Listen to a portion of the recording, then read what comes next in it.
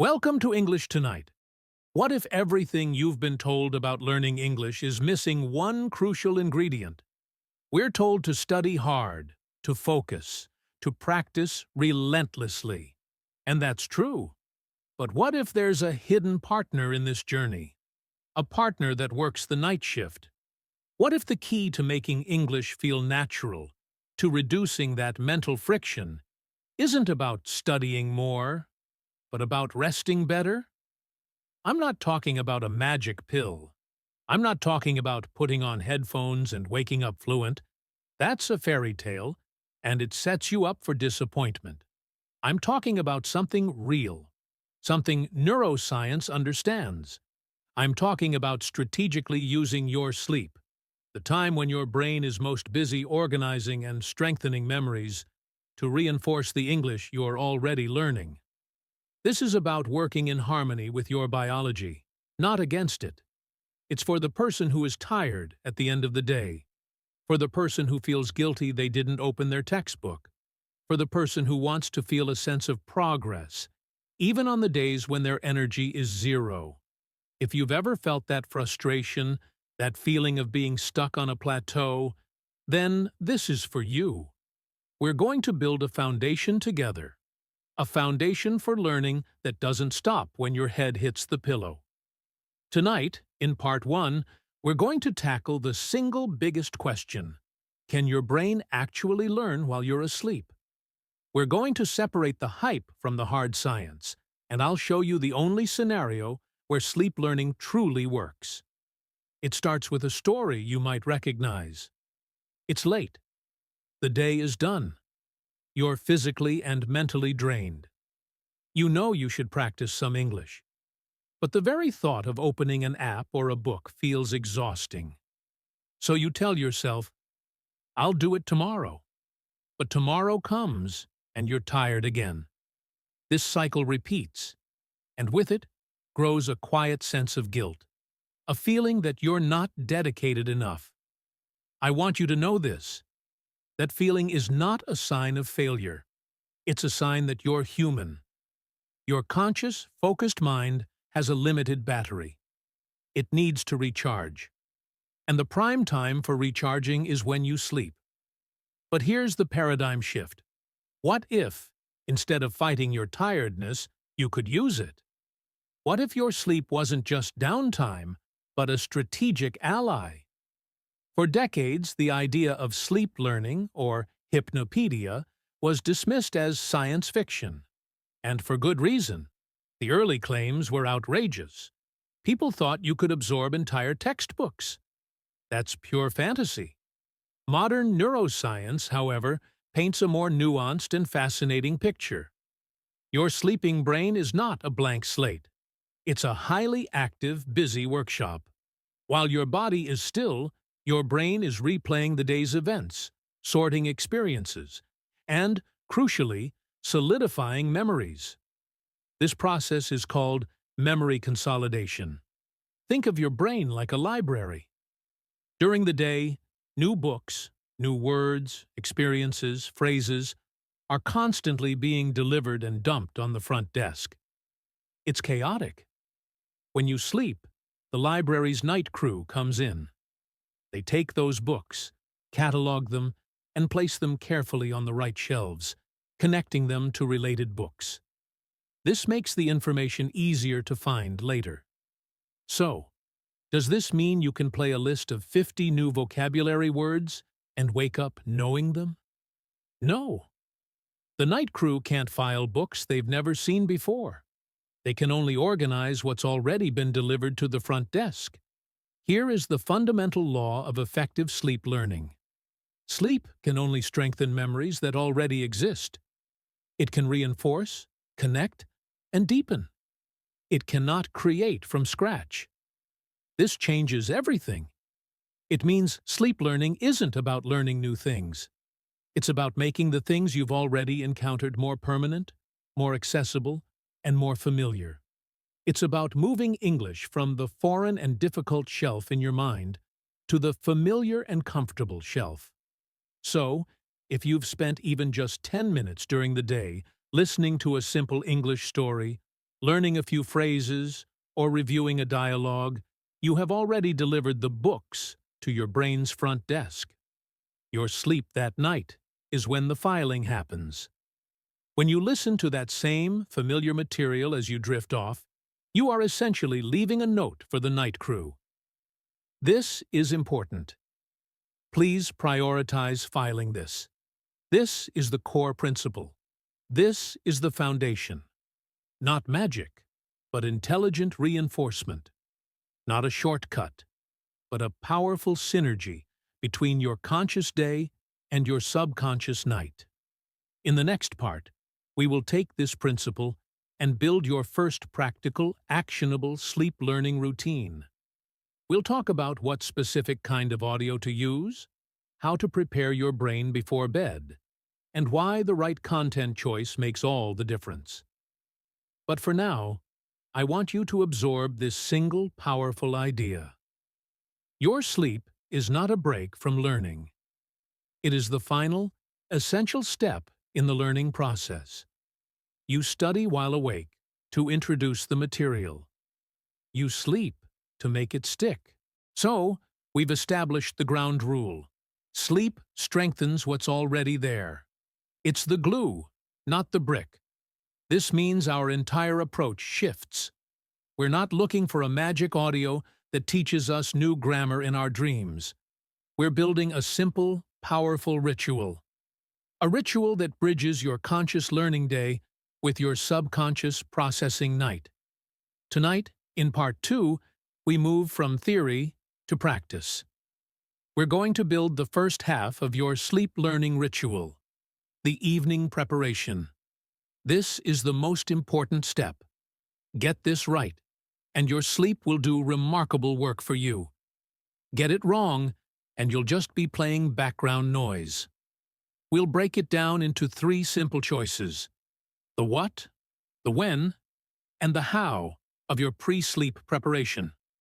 First, what to choose. The content you select is everything. Remember, we are feeding the night crew familiar material to file away. Therefore, your audio must be comprehensible. You should understand at least 70 to 80% of it when you're fully awake and listening. This isn't a challenge session. Calm. The pacing should be slow to medium. The tone should be peaceful, not excited or dramatic.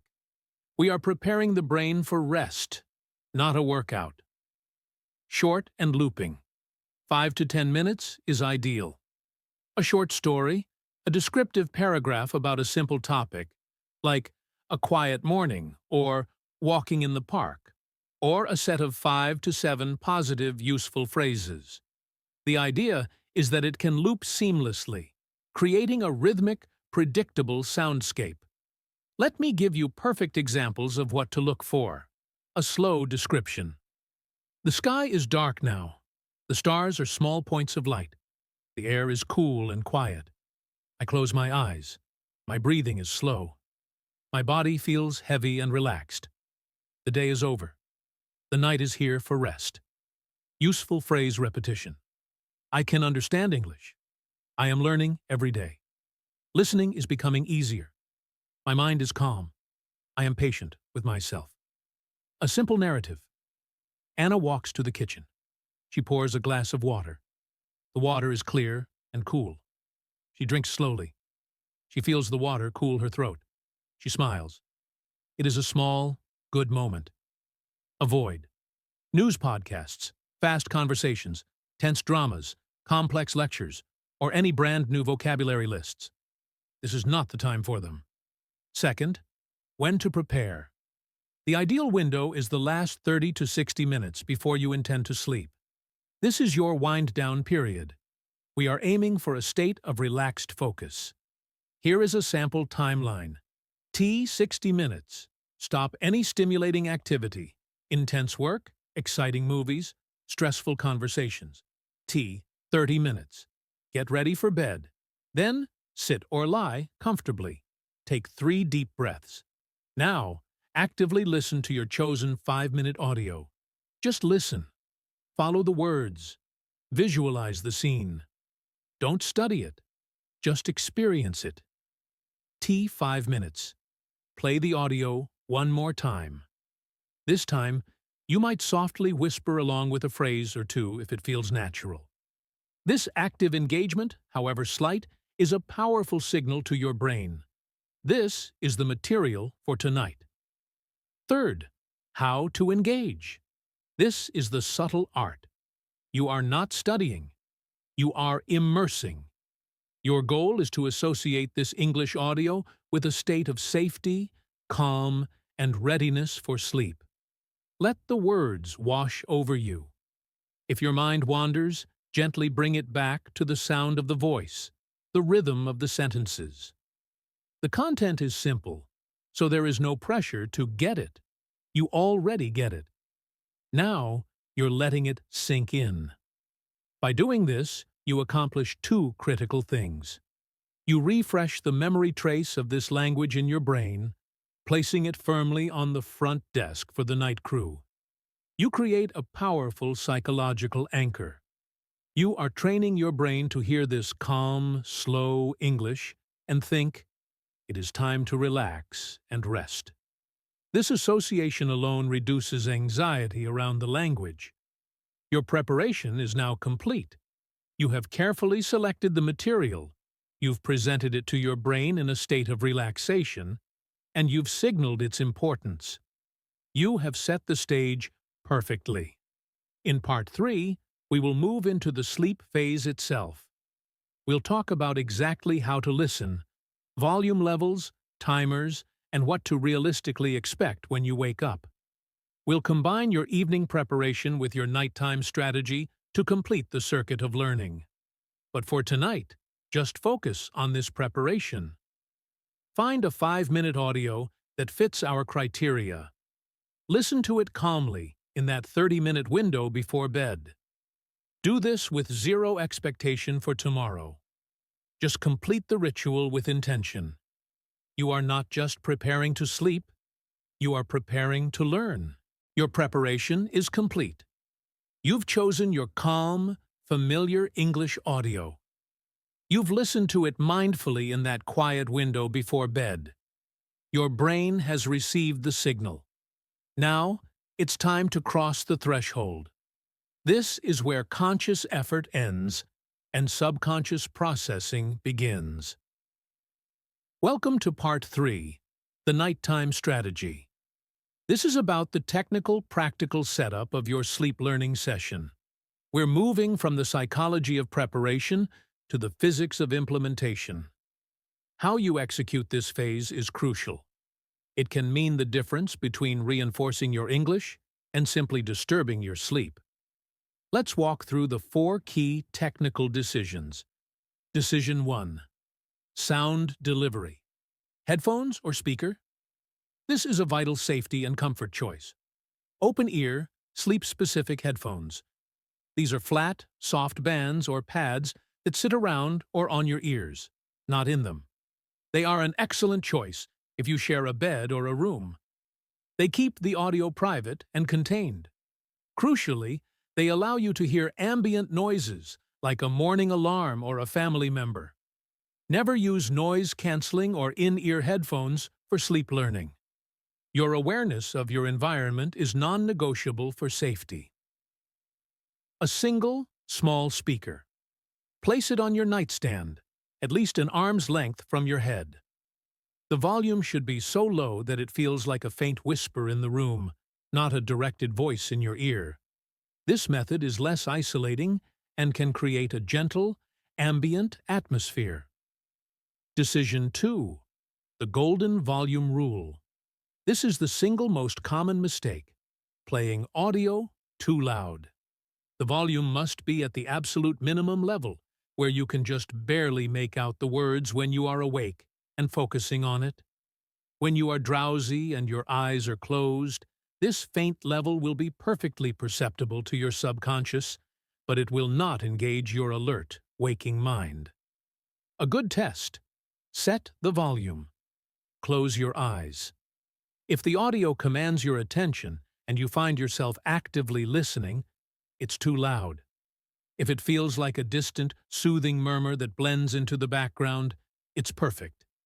Your goal is to be aware of the sound, not to listen to the content. Decision 3. Duration and the power of the timer. You do not need, and should not want, this to play all night. The critical memory consolidation happens in the first 90 minutes or so of sleep, during your first deep sleep cycle. Furthermore, playing audio continuously can fragment your sleep architecture, leading to less restful sleep. Set a sleep timer for 30 to 45 minutes. This is the sweet spot. It gives you plenty of time to fall asleep while the audio is playing, covering that crucial initial descent into deep sleep.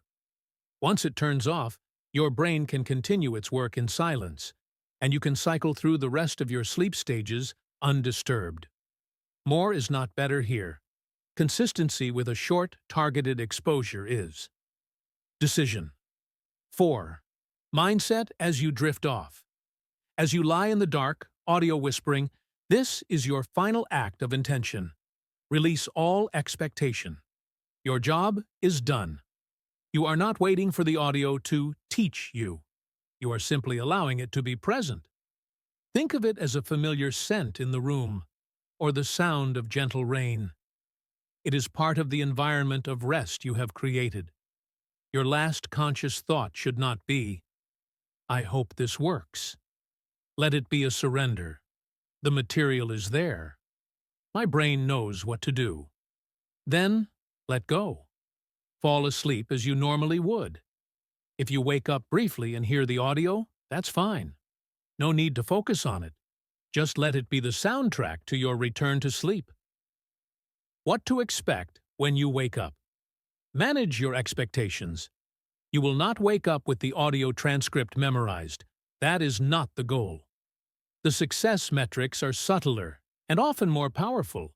You might feel a slight, vague familiarity with the English language upon waking, a diminished sense of its foreignness. A specific word or phrase from the audio might pop into your head unbidden during your morning routine. Most importantly, you may feel a reduced mental resistance when you do your daytime English practice. The language feels slightly more accessible, less daunting. This is the proof. It's not a dramatic explosion of new knowledge. It's a quiet, progressive softening of the barriers to acquisition.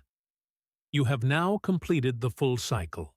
Evening preparation feeds into nighttime strategy. You have partnered with your biology. In Part 4, we will look at the bigger picture, how to integrate this powerful sleep ritual into your overall weekly learning plan, how to choose and rotate your audio content for long-term growth, and how to troubleshoot common issues. We're building a sustainable system, not just a one-night experiment. But for now, your mission is clear. Tonight, implement the strategy. Set the low volume. Set the timer.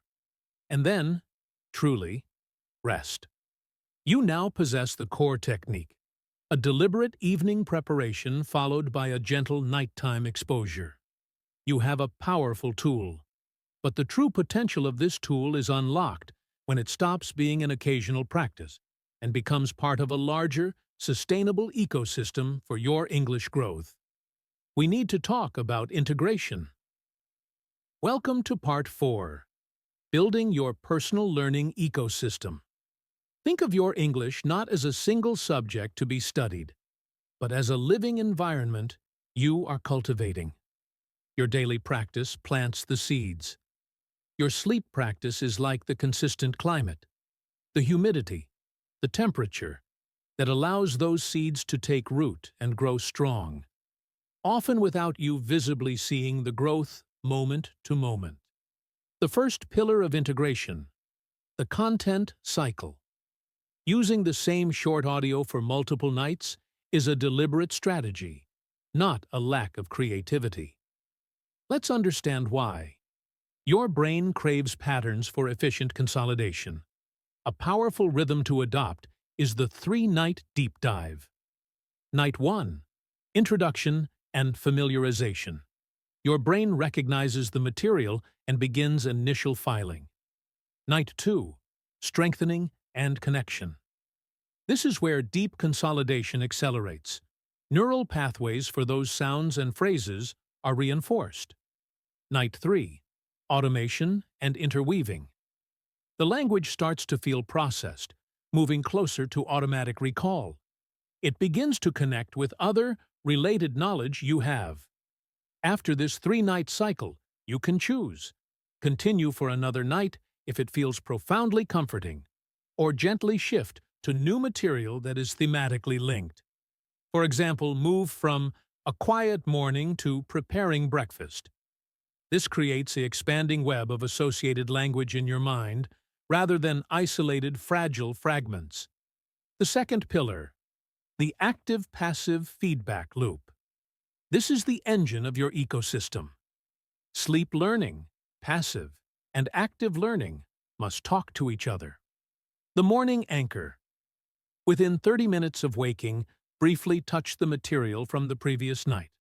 Read the transcript once. Say one of the phrases aloud. This anchors the nocturnal gains into your waking mind. The daytime synergy. In your active study, consciously look for links to your sleep content. Did you hear the phrase, "I feel at peace"? During the day, look up synonyms for peace: calm, tranquil, serene. You are actively building onto the foundation laid subconsciously. The evening priming. Your pre-sleep review closes the loop. Now, when you listen, you're not just reviewing the night's audio. You're also reinforcing the connections you made during the day. This loop turns isolated study sessions into a continuous, self-reinforcing process. The third pillar, strategic evolution. Your ecosystem must grow with you.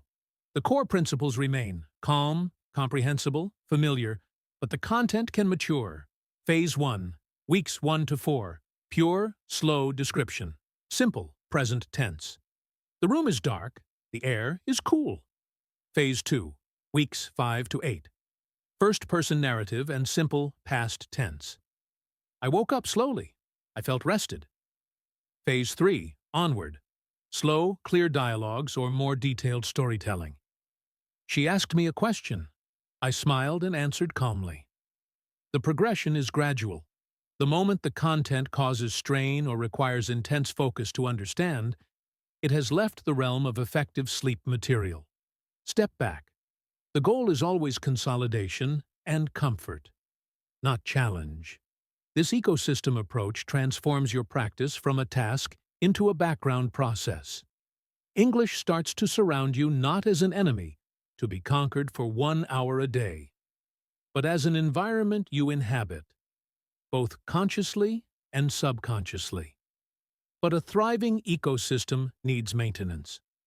What happens when you miss a night? When you feel like it's not working?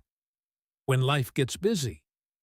In the next part, we will address the essential maintenance, troubleshooting your routine, managing motivation, and adapting the system to your real, unpredictable life.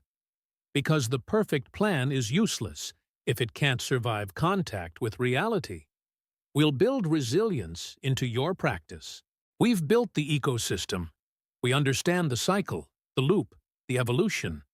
But any system, no matter how well designed, meets the friction of real life. Motivation wanes. Schedules disrupt. Doubt creeps in. This isn't a sign you're doing it wrong. It's a sign you're human. So, let's build resilience into your practice from the start. Welcome to Part 5, Maintenance and Mindset, the Art of Consistent Practice. This is about making your sleep learning habit anti-fragile, able to benefit from unpredictability, not break because of it. The first rule of maintenance, the minimum viable dose. On the perfect day, you complete the full cycle. Morning anchor, daytime synergy, evening prime, nighttime sleep. But perfect days are rare. Your goal is not perfection, it is continuity. The single most important element of this entire system is the nighttime exposure. Therefore, if your day explodes with chaos, your fallback is simple: the 10-minute rescue ritual. 5 minutes before bed, find your current audio. Sit in silence. Listen, just once. Don't worry about focus. Just let it play. 5 minutes. In bed, play it again as you lie down. Set your timer. Sleep. That's it. You have maintained the chain. You have fed the ecosystem. This prevents the all-or-nothing collapse. One minimal day is infinitely more powerful than a skipped day that turns into a skipped week. The second rule: managing the inner critic. You will have mornings where you wake up and feel nothing. No new word floats in your mind. English feels as distant as ever. Your inner critic will say, "See? It's not working. This is a waste of time." This is the critical moment. You must respond not with emotion, but with the long-term perspective of a gardener.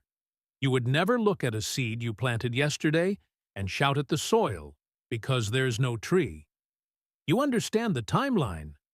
Your response to the critic: the work is happening on a schedule I cannot observe. My only job is to provide the consistent conditions.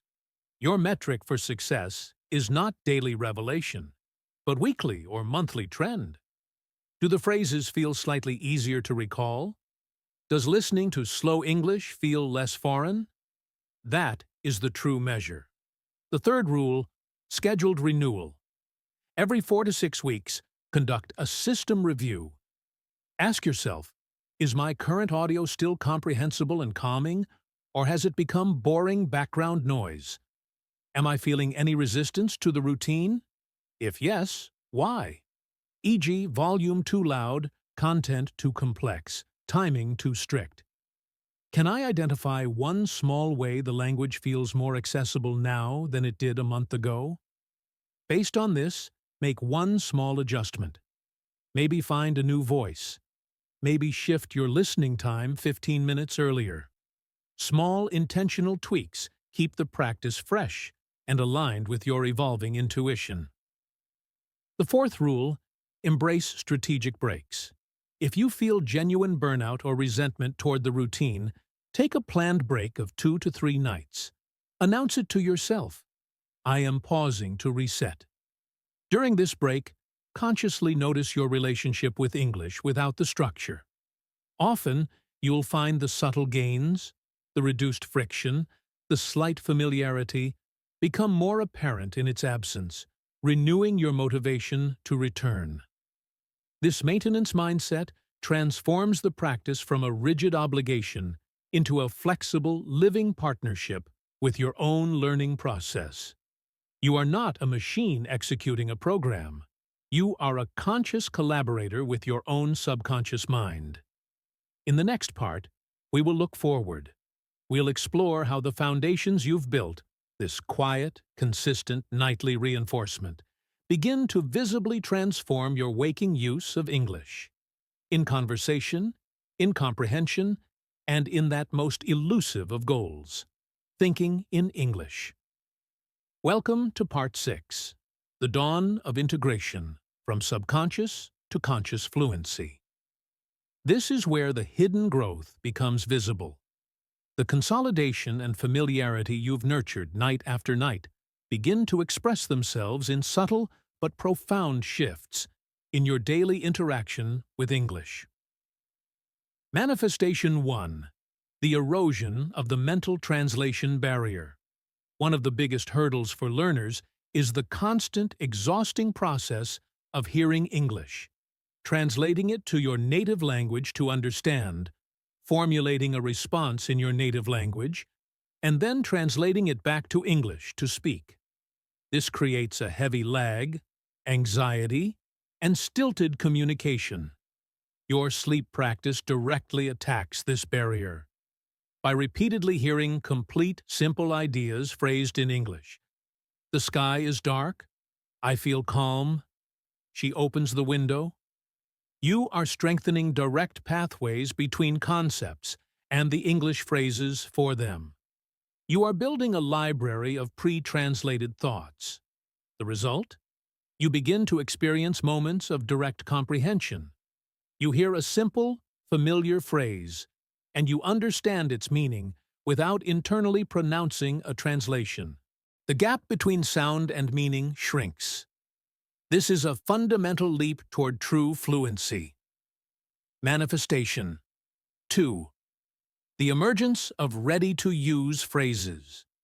Remember those short, looping phrases you listen to? Their power emerges when you're in a conversation, and, under pressure, a complete, grammatically sound sentence pops out.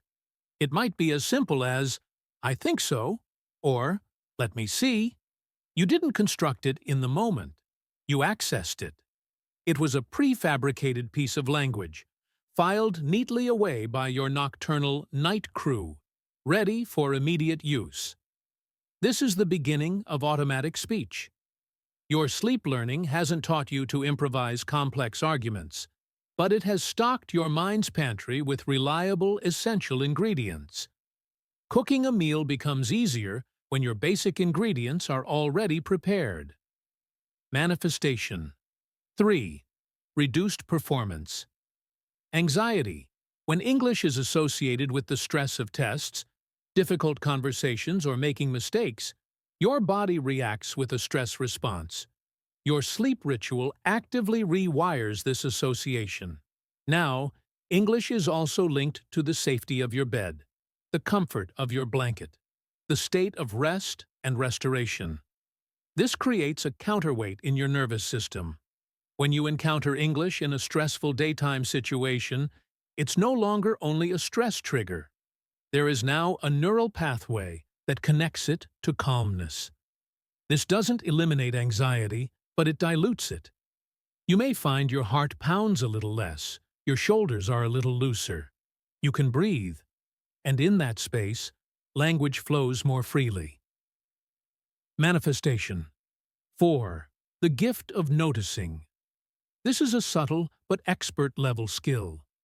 As your brain becomes more attuned to the patterns of English through nightly exposure, you will start to notice the language in your environment with less effort. You'll catch a phrase in a movie subtitle and recognize its structure. You'll see a sign in an airport and understand it without conscious decoding.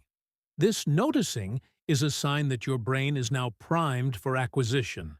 It's actively seeking out and processing the language it has been gently trained on. You are moving from a passive learner to an active acquirer. Manifestation 5. The dream state. For some, the ultimate sign of deep integration is when the language enters the sanctum of your dreams. You might dream that you are speaking English, or that someone is speaking to you in clear, understandable English. This is not a parlor trick. It is a profound signal that the language has been granted access to your core cognitive and emotional processing centers. It is becoming a medium of your inner world. These manifestations don't arrive with a fanfare. They creep in quietly. One day, you simply realize the translation step is gone for a simple idea. You realize you answered a question without thinking. You realize you listened to a podcast and felt less tired afterwards. This is the dawn we've been working toward. The night has done its work. Now, in the daylight, you get to live the results. In the next part, we will look at the horizon. Where does this path lead? How do you evolve from here? We'll discuss the long-term vision of using these principles not just for basic fluency, but for mastering nuance, accent, and deep cultural expression. The journey continues. The real magic happens in the space between the conscious effort and the subconscious absorption, between the word you study and the feeling it evokes without thought.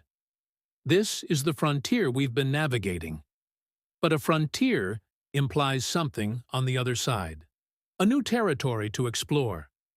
So, where does this path lead once the foundation is solid?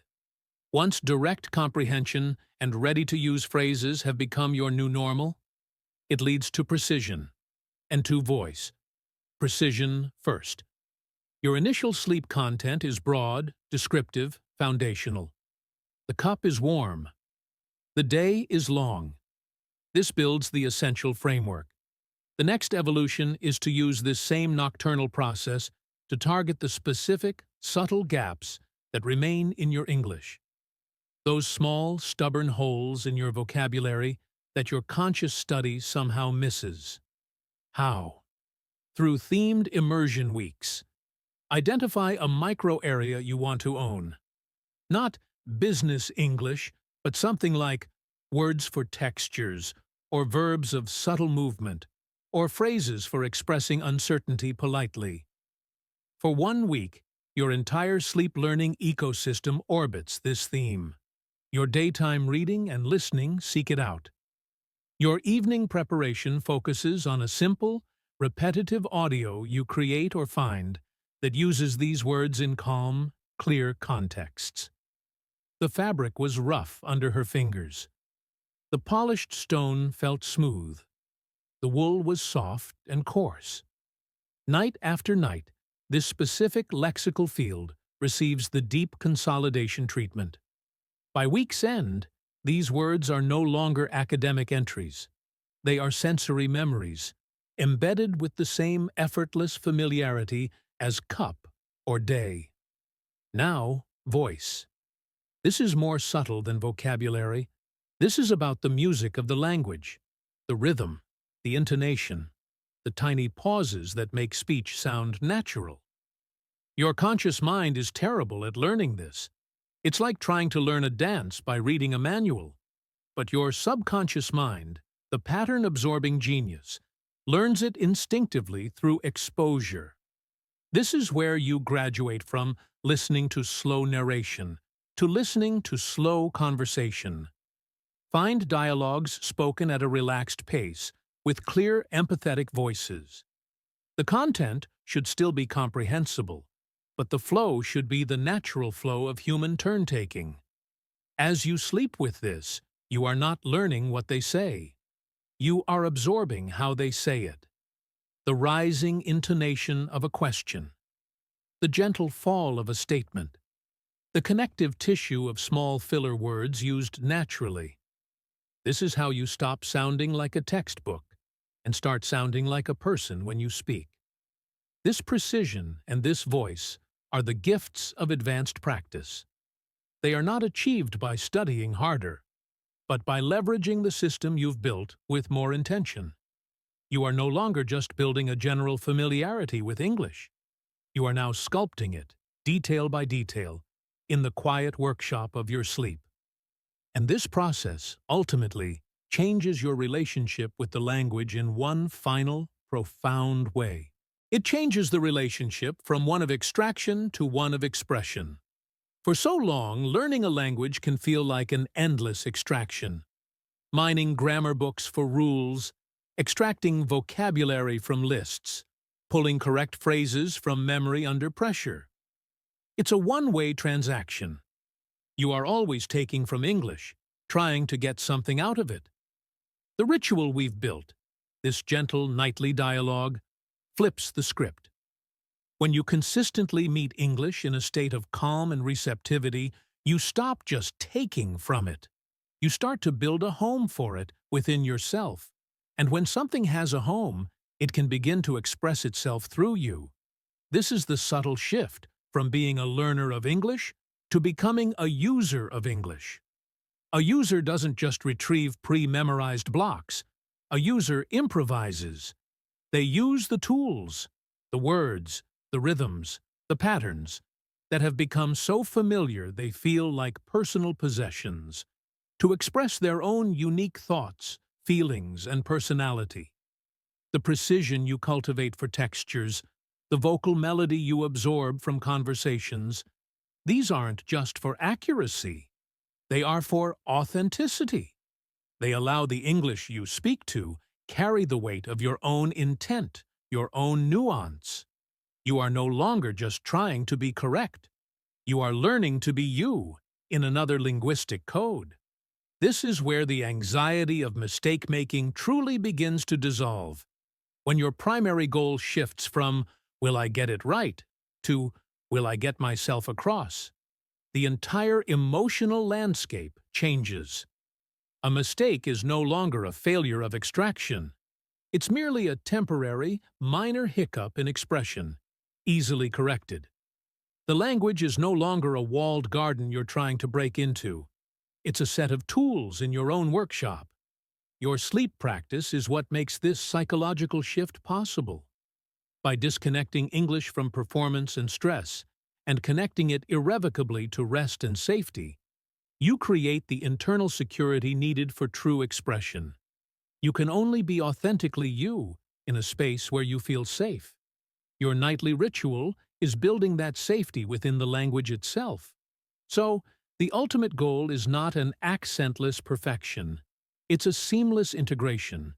It's reaching for a word and finding it waiting, not because you studied it yesterday, but because it's the word that feels right. It's telling a story and falling into a natural rhythm, not because you practice the cadence, but because you've internalized the music. You are not building a replica of someone else's language. You are constructing your own bridge, allowing who you are to meet the world through a new channel. The sleep is the quiet, daily work of laying the bedrock for that bridge. Every night, another stone is set, and one day you walk across it without even noticing it's there. But even with a bridge, there are days of fog, days when the path isn't clear, when motivation isn't a flame, but a cold stone in your pocket. This is not a sign that the system has failed. It is a sign that it's time to go deeper, beyond technique, into the core of why you're doing this. We've talked about what to listen to and how. Now, let's talk about the resonance of the content. The difference between words that sit on the surface of your sleep and words that sink into it. Your brain, in its sleep state, is exceptionally receptive to emotional and sensory resonance. It prioritizes memories tinged with feeling. This is a neurological fact. You can use it.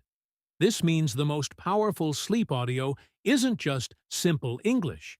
It's emotionally coherent English. It's language that paints a vivid, calm, positive sensory picture. Compare these two examples. A neutral list. The apple is red, the book is on the table, the car is blue. A resonant description. The skin of the apple is a deep, cool red. The book lies heavy and open on the wooden table. Outside, the blue of the car blends with the twilight. The second one isn't more complex grammatically, but it uses sensory words, cool, heavy, wooden, blends, and a cohesive, peaceful mood.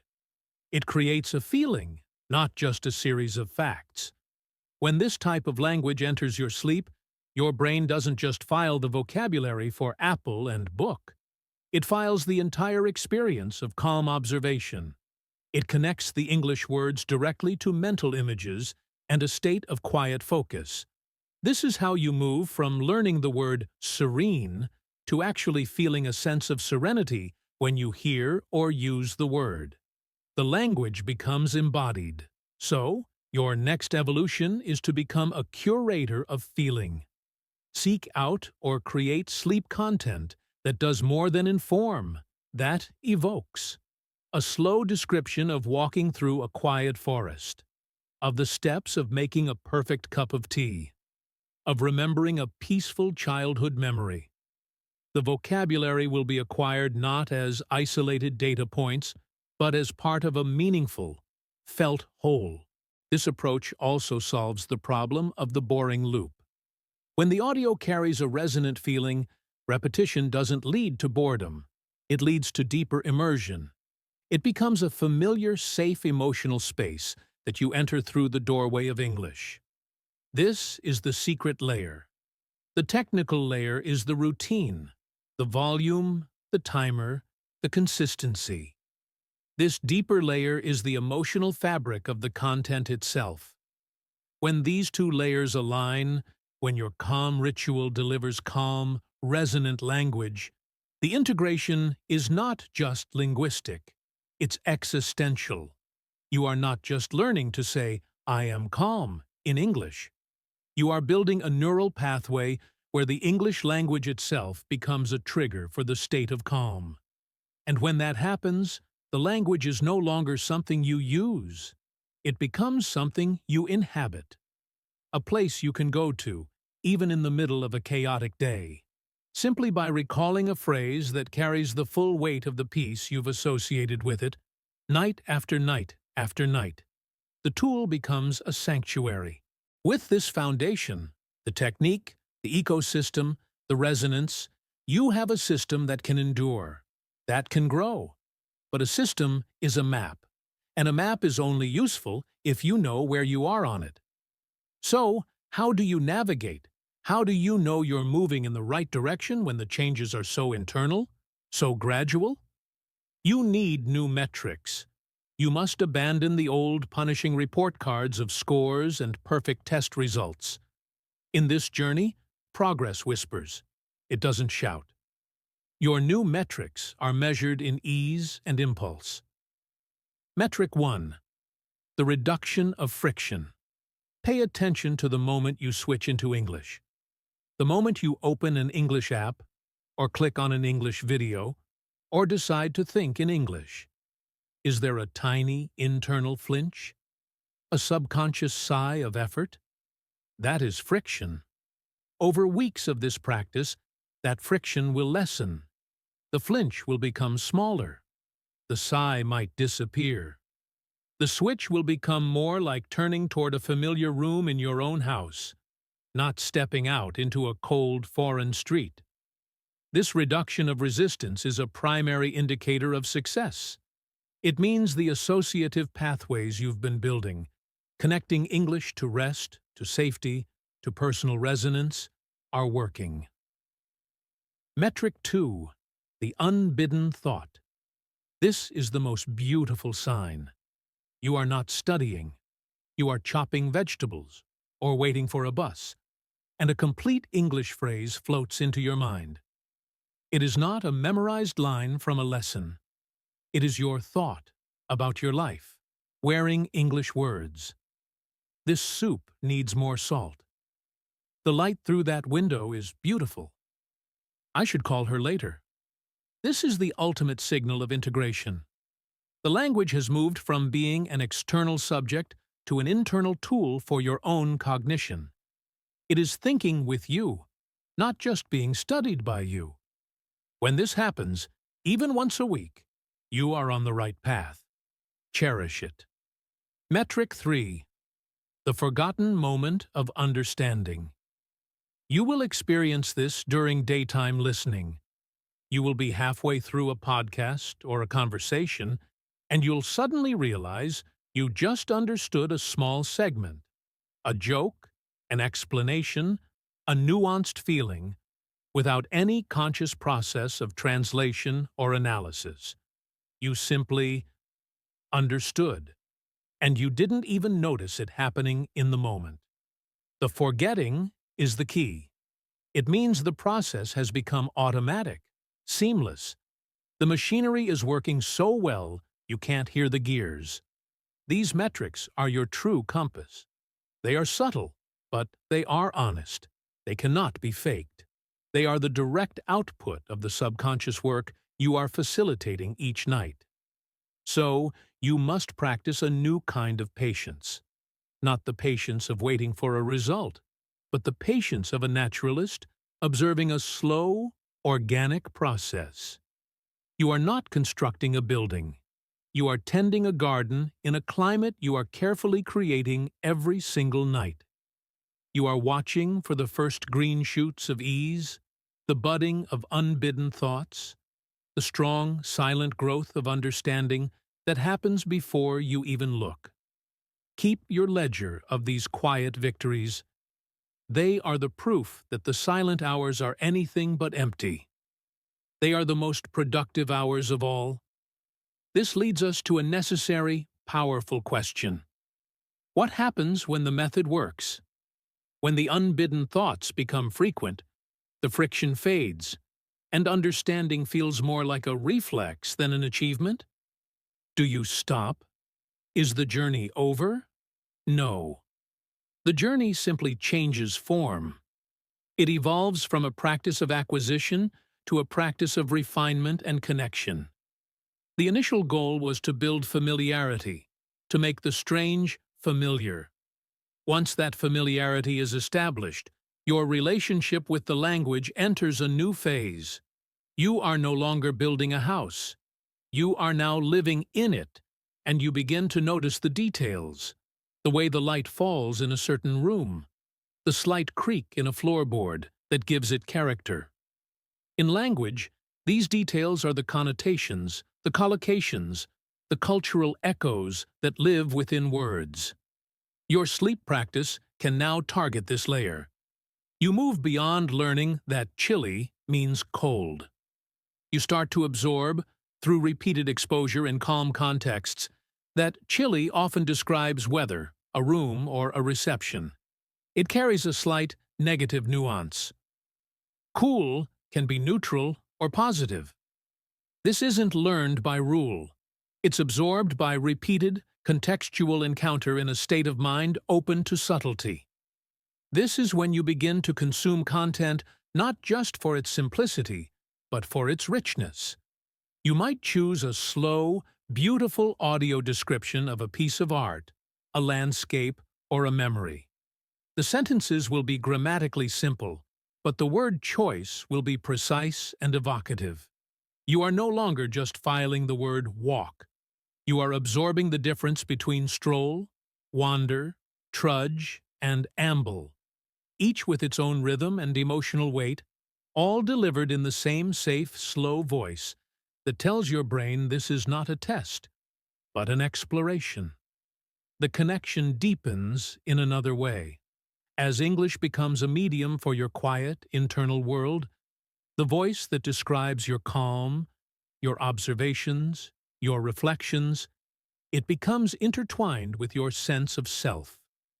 This is the final subtle barrier that dissolves, the separation between the language and the thinker. You will find that in moments of quiet contemplation, your internal monologue may naturally flow in English. Not because you forced it, but because it has become a valid, comfortable channel for your thoughts. The language has earned its place. It is no longer a guest in your mind. It is a resident. And with this comes a new kind of confidence. Not the loud confidence of performance, but the quiet confidence of ownership. You know the language is there, integrated, reliable. You may not know every word, but you trust your ability to navigate within it, to learn new words within its ecosystem, and to express the core of who you are through it. So, if you feel the method working, do not abandon it. Deepen it. Shift the content from building blocks to brush strokes. Use the same peaceful process to paint more detailed, more nuanced pictures. The night is still your ally. Its quiet work now moves from constructing the foundation to perfecting the art that hangs upon its walls.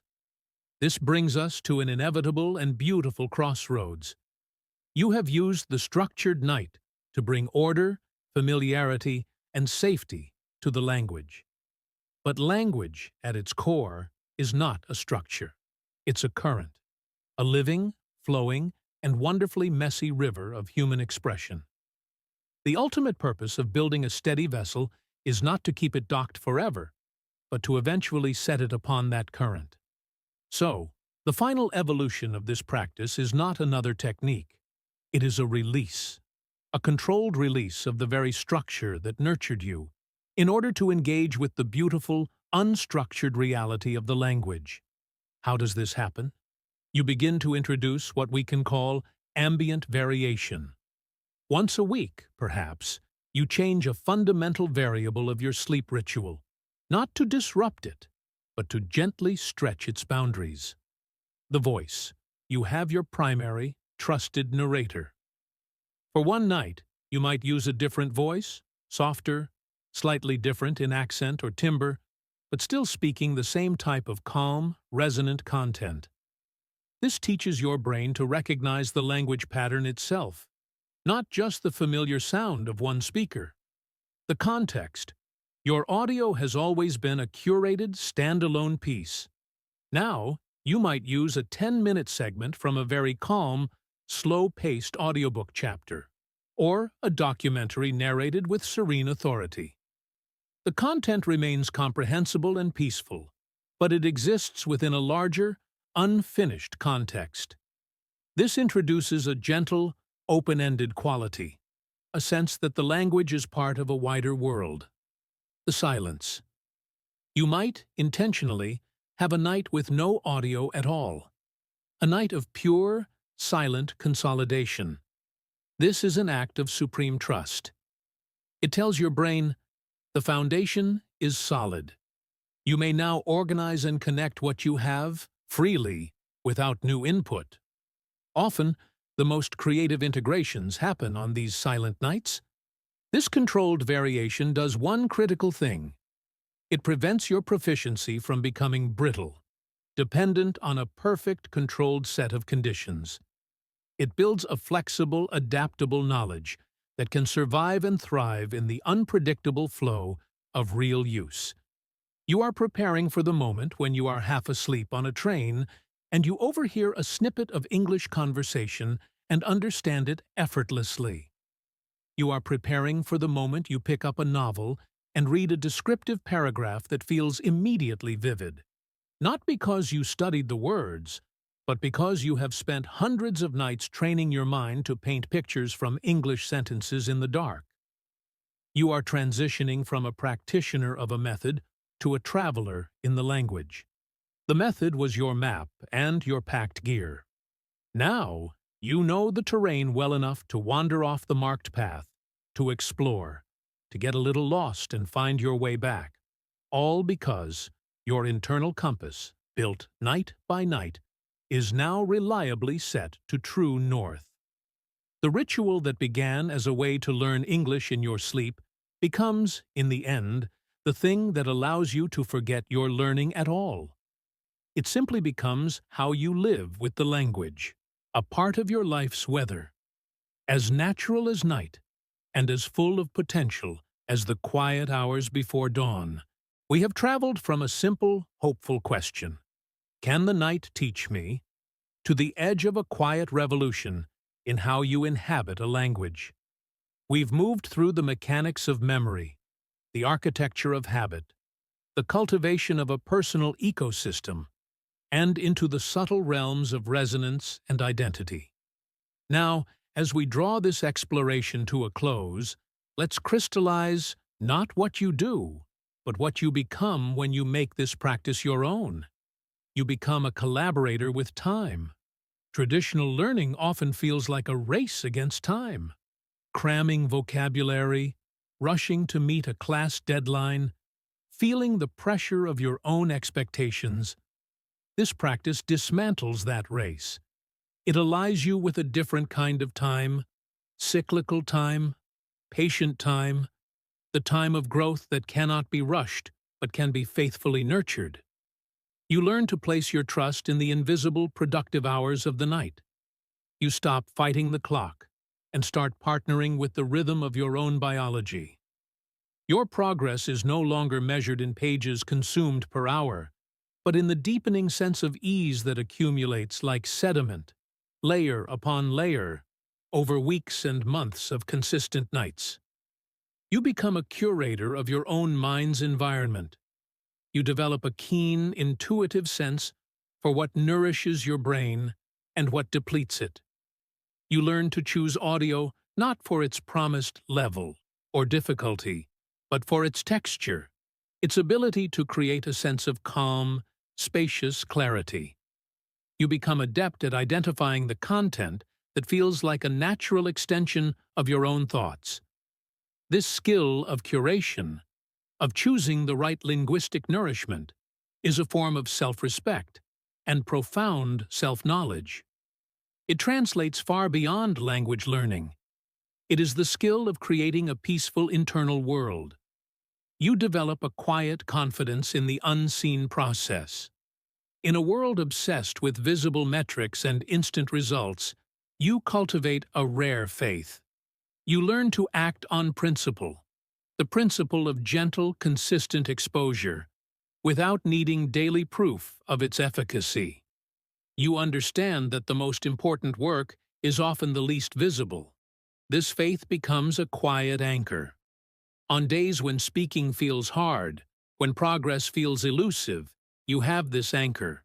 You know you have a process, a system that works on your behalf in the background. You are no longer at the mercy of daily fluctuations in motivation or ability. You have a foundation, and ultimately, you facilitate a silent integration. The final destination of this journey is a state where the boundary between English and thought becomes porous and then irrelevant. The language ceases to be a filter you apply to your consciousness and becomes a medium within it. This doesn't mean you know every word. It means the words you know are not stored in a separate foreign language cabinet. They are woven into the fabric of your associative mind, linked to memories, sensations, and emotions. To recall the word serene is to subtly invoke the feeling of serenity it was paired with. Night after night, the language gains emotional weight and sensory depth. This is the true promise of learning in your sleep.